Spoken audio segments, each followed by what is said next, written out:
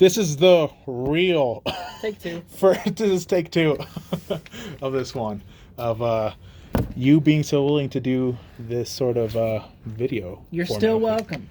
You're still welcome. That is one of the welcome as things well. I'm so afraid of every time I even do my own recordings is do I even have the mic on, which I'm going to double check right now. Oh my gosh, I can't even check. Yeah, okay, it's on. It's right, on mic's this on. time, There we thankfully. go. But yeah, again, thank you for agreeing to do this with me, and thank you again Yes, for sir. accompanying us this time on my second video of this format. You're I welcome appreciate it again. very much. You're a willing friend, like I said in the last one. Take two. You're Take welcome two. again. I appreciate you for initiating it again. Man, yeah, this is one of the struggles of doing this is making sure that I have everything on. But I There mean, we go. hey, all this is very preliminary. We're learning. We're learning and here. we're growing. So, anyways, but yeah, going back to talking about board games because you like playing board games a lot. What's a board game that you've gotten into recently that you really like a lot? That's a good question. I think one of the board games that I've enjoyed a lot is Spirit Island. I think I'm just very happy to play that game because my wife also likes it, and it's relatively rare when we like the same game like a lot, and our whole family likes it. But it's also a game that you can play solo, and it kind of works well with all player counts, with 1 player, 2 players, 3 players. 4 players kind of drags on a little bit, but it's still a fun game. We work together. It's cooperative, so I enjoy that. Yeah, and it's a lot of thinking, and I enjoy those thinking games. So Yeah. I'd say that. You prefer more complex games compared to the more simplistic games? I think so. I don't know. It's a little more satisfying when you feel like you've figured some stuff out by thinking through it all. Yeah. So I like the challenges. So Nice. Yeah. I mean, you've always been a very forward thinker. You always try to plan out your next approach in things a lot, which is, I mean, I admire that about you a lot because that makes me have to try even harder to beat you a lot. But that's good though. It makes me, like I said, it makes you try harder. And I mean, you don't just do that with board games. You do that when you're passionate about anything. I mean, especially with disc golf, since you've been playing that for how long? Like now 4 years or so? it's going to be eventually. Yeah, at the end of the summer. Dang. That's crazy. Yeah. I mean, and you got this guy into it too. And he's gotten really good because of how. He kind of got me into it, but I'm Yeah. getting him more committed to it, which That's true. which is weird. Yeah. I know I was into it first, but then you definitely got better a lot quicker than I did. I'm just dedicated to it. Yep. And my job is to get you to commit to it too. Yep. Well, And I have been, yeah. you guys are really good at getting a lot better at something, obviously, when you commit really well to it. But you guys put a lot of heart into getting better at something, which you guys have gotten really good at disc golf. And I remember that one time it was we had a group of friends of us all together for a special occasion, and we were playing, and sure enough, in the first hole, you didn't even see the hole, and you got the hole in one. Like, geez, man, like it's very seamless with you. It seems like. That was honestly a really, really cool moment. It was the second hole, but yeah, you can't even see the basket from there. I wasn't even thinking of that. I was just like, please don't hit any trees. Please don't hit any trees. And I threw it and I hit the gap. It was like, sweet. And then I turned around and I started walking back to let the next person throw, and all of a sudden you hear the chains. It's like, wait, Jake, I was asking my friend Jake, did that go in? And because he was kind of spotting for it, and then we all kind of ran to go see, and it was in the basket. Yeah. So that was pretty cool. That was super cool. that for me was like, man, this guy, he's pretty near pro at this point. At disc golf. I just gotta figure out putting, but that's all right. And have you entered any tournaments recently? Because I know you guys did one a little bit ago, right? Last year. We did, yeah. We did a doubles tournament, which was cool. I think we got tied for 7th, or maybe 6th. 6th, I think so. Yeah, we got a little bit of money back to buy another disc or something like that. So that was cool. And I did just do a singles tournament in Texas, right before I came out here. Nice. Yeah, it was super windy and cold. It was the day it snowed here in Colorado a couple Saturdays ago. Oh, okay. And it was really windy and cold there, and it was harder than I expected, but a lot of people were struggling, so it wasn't the worst, I guess. I got like tied for 4th place, so I was happy for how I did for the first tournament. Well, I'm sure people in Texas probably struggle with cold because they don't get it very often. That's true. So maybe I had an advantage there. But it didn't snow though? No, it didn't snow that day. Okay. I think it did snow once this year already, though, but barely anything. It was Ever gone. so humble too. I didn't do too bad. I only got 4th place. You know? Hey, well, I mean, In my division, there's like 10 other people from the other divisions that maybe did a little bit better, or a little less than 10 probably, but yeah. Have you gotten to know anybody down there while playing disc golf too? Like, have you made any new buddies? I should have. I met another Tico. I met another Costa Rican there. Ooh, nice. And he was pretty cool. And he found one of my discs once. Actually, he's found 2 of my discs, and so he's called me and texted me. We've texted a little bit. We just haven't found the time to meet up and go play yet. Yeah, I asked him if he played soccer, and he didn't respond to that. Maybe he was offended. How can you ask a Texan if he plays soccer? That's like... He's a Costa Rican, so I had to find out. That's fair. Yeah, that's I true. wanted to see if I could play soccer down there, too. Yeah. Costa Rexon. Costa Rex. It's a good For lack of a better term. Yeah. So you haven't been able to play soccer very much, though? I haven't played over there. I played once already, being here in Colorado, but Mhm. in Texas, have not played, and have not really hung out with too many people. I hung out with my wife's friends one time, and I've seen another friend from college that we all know, EJ. Yeah. Saw him one time with That's Catherine. So Yeah. mhm. How's your beautiful wife doing? She's good. She flies in tomorrow, so I'm excited to see her. Yeah. Can't wait for that.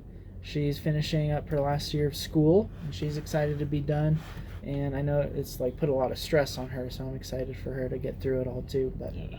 she's been working hard. Yeah, I mean, school's stressful for anybody. I mean, unless you're just a whiz kid and just can hit the books so well, school's hard for anybody, I'm sure. Mm-hmm. But that's awesome. Yeah. And so, after she's done, then you guys want to move back here. And so what's the plan as far as like your guys' livelihood here? You guys are gonna find your own place and just kind of just start establishing your guys' careers here, or what's the plan? Yeah, it's kind of up in the air. We're not too sure. She should graduate in December, and I mean, it's either stay in Texas and see if I can get like a teaching job over there, or come back to Colorado and try to get a teaching job here. Yeah. It's kind of hard to decide. It's cheaper to live over there. It's much more expensive here, but we have more connections over here. But also her family's in Texas, at least part of her family. So we haven't decided. We're not sure, but yeah, it's hard to say for sure what's going to happen. Yeah, this has been really hard because a lot of our friends have kind of dispersed into different parts of the country within recent years, and so it's been harder for us to get together and hang out. So I mean, for my sake, I'd like for you to be here to hang out with us more often. But No, Texas it is then. well, that's what EJ wants. He's the one that's he's the one that's said since your wedding. He's like, I'm trying to get everybody back to Texas. Everybody has to move down here. I'm like, oh, okay, whatever you say. But he doesn't even want to hang out with me, that punk. He told me, he texted me back saying, I'll text you back when I figure out a time we can hang out. Still waiting for that text message. Still waiting. It's like over a month later. Man, that guy, dude. He If you're listening, EJ. he doesn't even know. He doesn't even know I'm in Colorado. I was like, I can travel around the world before he texts me back.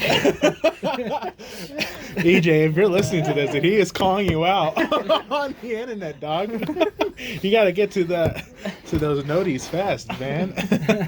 That's amazing. I mean, no, he's a busy guy though too. He is. Man. It's all jokes. He's a good He guy. got a lot going on. Yeah, but I mean, two of our friends from college are down there too. They've already established their lives. So I mean, you have people down there, if you really need anything. But That's true.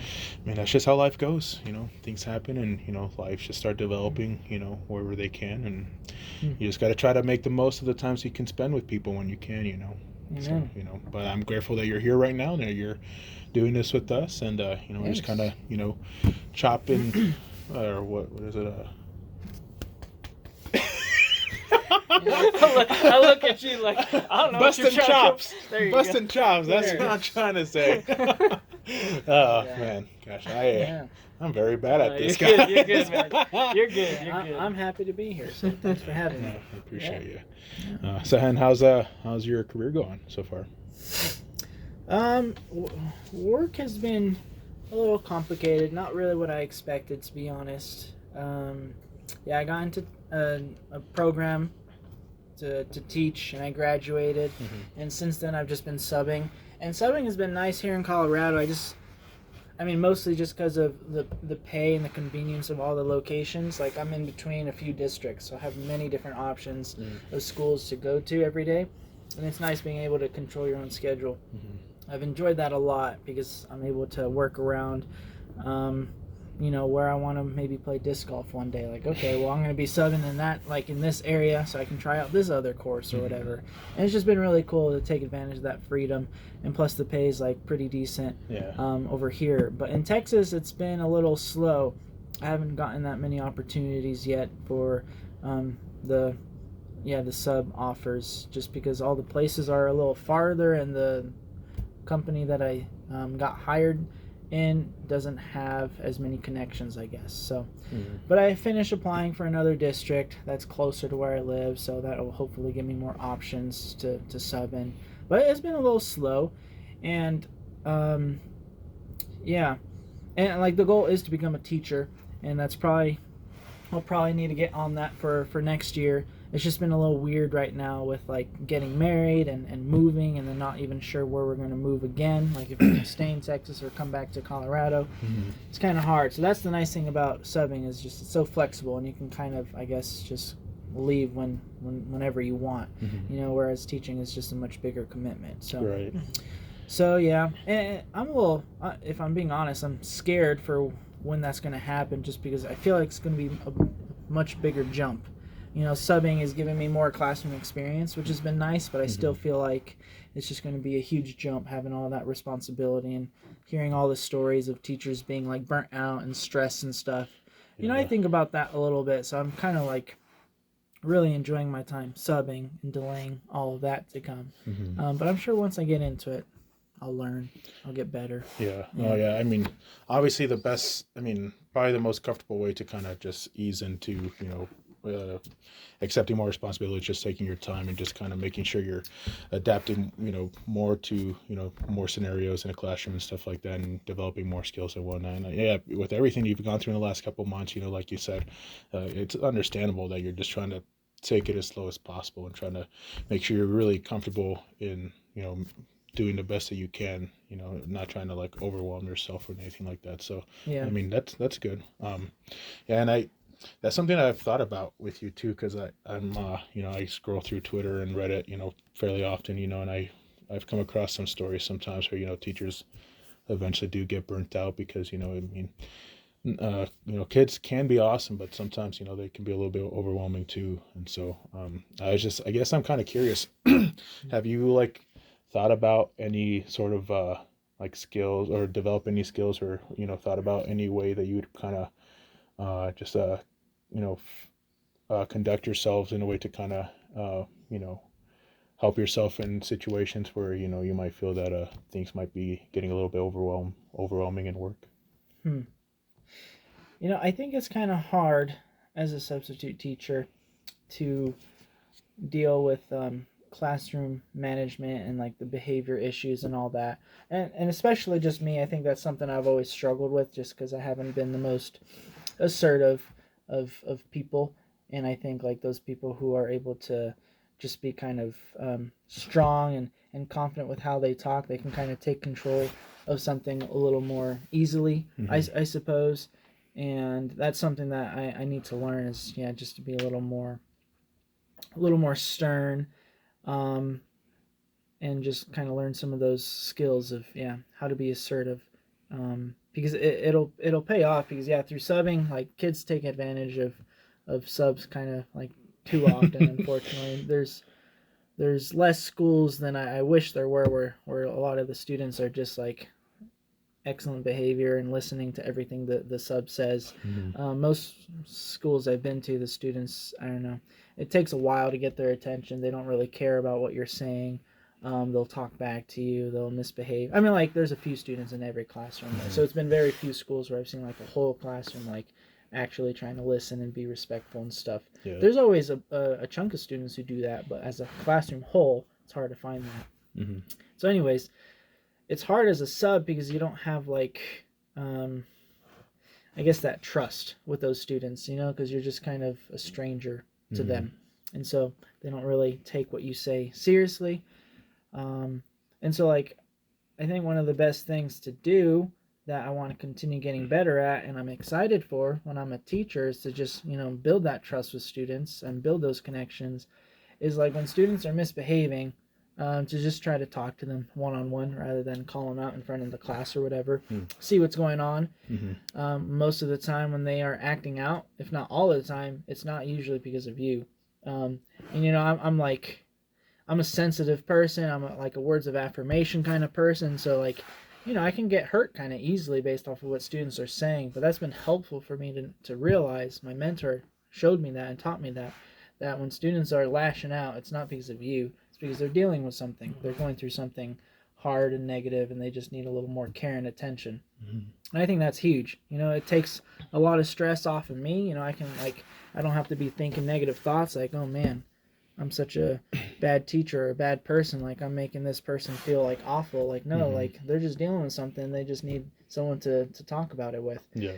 And so, yeah, just being able to, I guess, discern that, and talk with them privately. Like, you can notice there's a change in their behavior more often than not.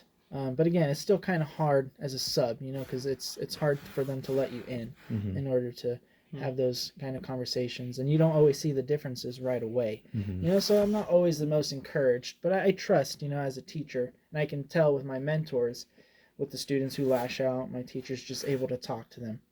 And then even after like an argument, that student still always comes back to the classroom, like after school or before school or during lunch, or if they're ditching a class, they'll come back to the classroom and hang out in that class. And it's just because they like my teacher so much, or they like their teacher so much. It's like, wow, you know, to be able to build that kind of connection with students where even after like an argument, they might be mad in the moment, but you've still built that trust and connection with them that they'll still want to be back because they feel safe there. Yeah.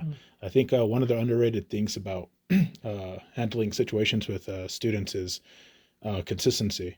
And I think, not to say that people don't try to be as consistent as possible, but I think people do forget how effective being consistent with students could be.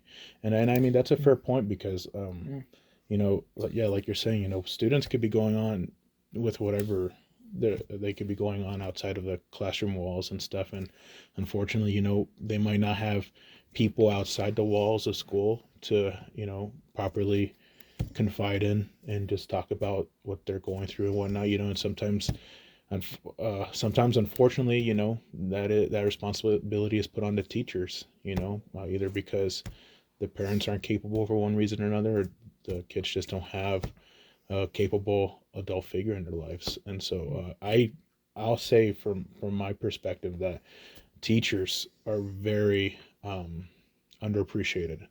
And you know, and I, having known you for as long as I have, I do believe you're going to be a great teacher, and you do have such a kind heart for people. And I'm very excited to see how you're going to be able to pour into kids and love on them and whatnot, and just, you know, be at least one of, if not, hopefully not, but potentially maybe one of the, you know, sturdy foundation in their lives where they can just kind of depend on and just know that, you know, you'll be there to kind of just, you know, lift them up and encourage them to just keep going and keep trying their best, keep trying to be better, because that's what you do for all of us, you know. And I've always appreciated you as a friend for that, despite, you know, I know there's been times where you and I have, you know, had our disagreements and we've butted heads and stuff, but I've never stopped having the admiration for you, as far as you just willing to keep trying and trying to amend, you know, things between people, and just trying to be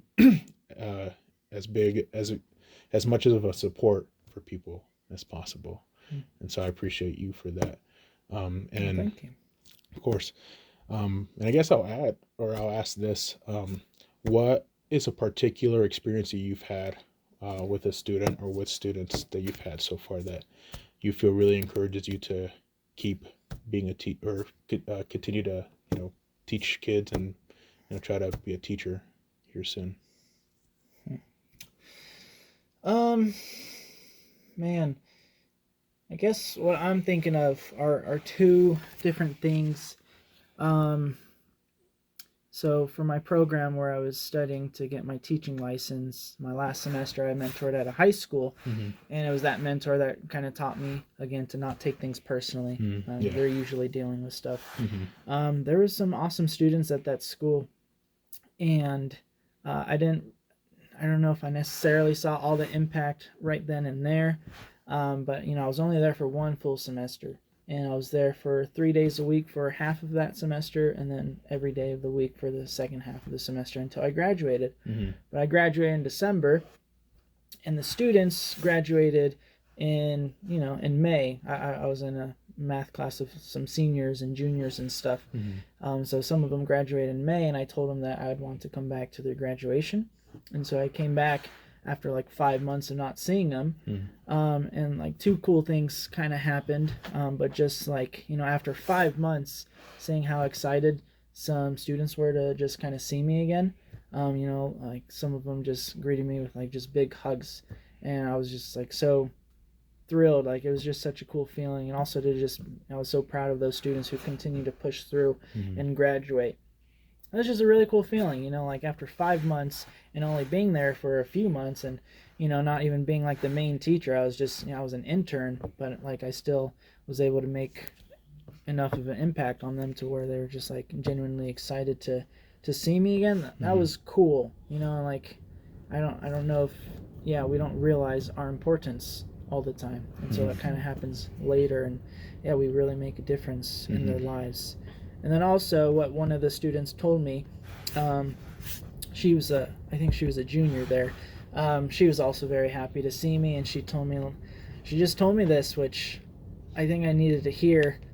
It's not necessarily the best of things, but she told me, like, just so you know, I'm failing math again without you here. Well. And so like I'm like, oh dang it, like I wish you weren't failing. But for some reason when I was there for like my few months, like that semester, she was passing that class, and she had taken this class before and had failed in, so she was retaking it. And for some reason, like when I was there teaching, she got a passing grade that semester. But when I came back, after one semester later, she told me I failed math again without you here. And well, that's just been encouraging, because like I've had my doubts. I kind of wished I had more studies with mathematics. Like I know I love it, but I don't know if I'm capable of teaching it well, or if teaching it sufficiently enough for students to understand. But that student told me that they were doing okay, like when I was actually interning there and trying to teach them. And then the other students who graduated 5 months of not seeing me were still very happy to see me. So dang, that's awesome. Yeah. I mean, not good that she is failing after you left. Right. Yeah. But I mean, I definitely see how that's very encouraging. I mean, that's awesome. Those are definitely examples that reassured you that you're making an impact with kids. And so I'm sure, I definitely take that as motivation to know that you are gonna impact kids' lives, and I think you're gonna do a good job as being a teacher once you actually get to that point. Thanks. Yeah. And so would you say that high schoolers is your preference then for teaching, or? Yeah, most definitely. I mean, I have an appreciation for the other age groups, and my first internship was at a middle school. And like the thing I like about middle schoolers is that, and elementary schoolers, is that they make you laugh so much just because they're kind of weird, Yeah, that's fair. I mean, I know I was weird in middle school, so. Yeah, and they just do like random things, and it just kind of brings you joy. So like I'll say that, like that's cool, and they'll have like conversations with you, whereas a lot of high schoolers, I don't know, they kind of don't care as much about a lot of things, or care to talk to you about things, at least at first. That's what it kind of seems. So it might be easier to connect with some of the younger ones, but they're just crazier. And so like high school I like just because I guess I prefer the energy of the high schoolers. I don't have to worry about feeling like, man, am I here to teach or am I here to babysit? And like that can happen a lot with middle schools and elementary schools. Yeah, that's fair. At first, so I don't want to deal with that per se. I don't know if that's where I'm strongest at, because again, my assertion, my skills of trying to control a classroom aren't necessarily the best, and so I feel like I won't have to deal with that as much in high school. And I'll get more to teaching the content, which is the stuff I'm more excited about, and get to teach the complicated stuff. And I enjoy the complicated stuff, and I don't want students to feel like they can't understand the complicated stuff. I think everyone is capable. They just need a good support and someone to believe in them, and for them to believe in themselves, and so they just need that kind of guidance. And yeah, I think math is awesome, but I think it gets more exciting the more complicated it gets. So that's why high school, I think, is a good fit, just because those are the kind of students I want to connect with, and also it's the content I want to teach. So. Yeah. Well, I'm glad that you're very excited to teach math, because I'm pretty sure probably 90% of the population would say that math is their least favorite subject. So you're probably one of the rarities for sure. They're just silly.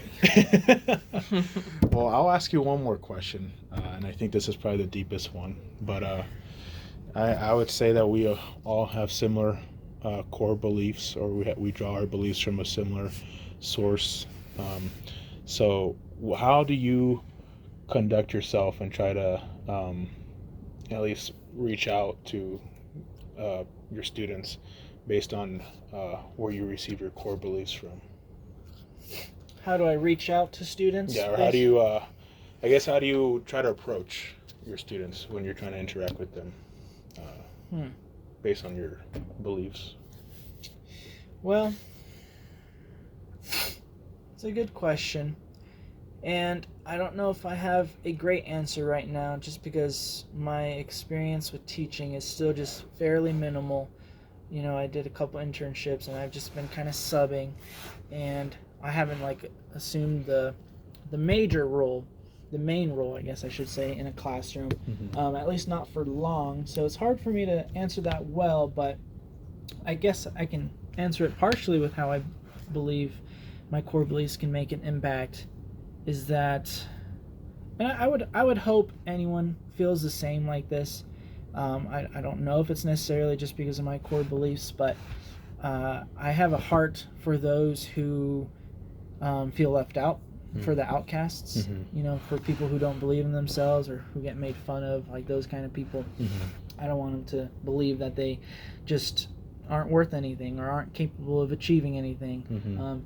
And again, math is another place where people tend to have those negative thoughts, and so I want people to feel confident and capable of achieving great things and growing in their learning with mathematics. They don't necessarily have to like it, but I want them to trust that it's within their reach, that they are capable and powerful enough to figure it out. They don't have to give up so quickly with it. And I think of Jesus. He had a heart for those who had just maybe, I was about to say similar struggles, but for those who were outcasts, in society. He looked to those people first. He cared for them. The people who felt like they weren't seen by anybody. He sees them, and so I think that is something I've always wanted to do too. I want everyone to feel like they're important, but I especially have a heart for those who maybe just don't believe it at all. Like those people who just feel like they are not capable of things. So I think nowadays it's becoming harder for people to understand their self-worth, and I think it's even more paramount for people to try to keep reminding each other how important they are and how capable they are of achieving what they think they can. But and just in general, just trying to love each other. Because that's what we're told to do first and foremost, right? As Christians, is just to love your neighbor and even love your enemies. So that way because that is in itself the true nature of who we believe God is, and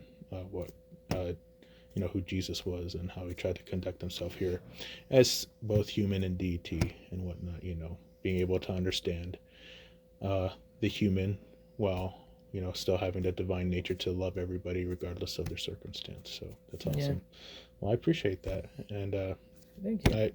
I think this interview just reassured us, but has showed people just how great of a person you are, and I appreciate you a lot, and I'm grateful for who you are, and I thank you for doing this little interview format with me. I appreciate you giving this a chance with me. I appreciate you again for joining us once again. Yeah. Or joining me once again, but just doing this with me in the presence of another great friend of ours. And this is awesome. Thank you. I think it's a great idea, honestly. And so thanks for doing this and having the heart to do this. It's really cool. I was actually talking to you earlier about this is a neat way to I guess reflect about your beliefs and your actions, and we don't do that enough. So this is a cool way to bring that out. Yeah. And you can look back at it.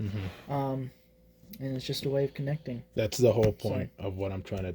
That's one of the things I'm trying to achieve with this channel too. Is just trying to help people reflect and, kind of, just just observe how they perceive things and why they believe them, but also trying to be considerate of what others believe in and how they got to that point. What they've gone through in their lives and whatnot, and just being understanding of everybody. But we all three have similar core beliefs that for us are unwavering, but I think and I'll encourage this for all of us continuously to just always be willing to listen to other people, listen to where they're coming from, listen to why they believe in what they believe, even though we don't necessarily believe. But I think that in and of itself will help people feel the love of God even more so, and feel like they're actually being listened to rather than just being told that they're wrong, right? So I appreciate you, sir, and I thank everybody for listening to number 2 of this series. And if you're interested, I'll try to keep making more of these with more people. Or if you're interested in doing one of these, then let me know. But again, I appreciate everybody for listening. Thanks for tuning in. Stay tuned for more videos in the future. And everybody take care of yourselves, and you're all beautiful people. But this is VMV signing out. Take care, and God bless.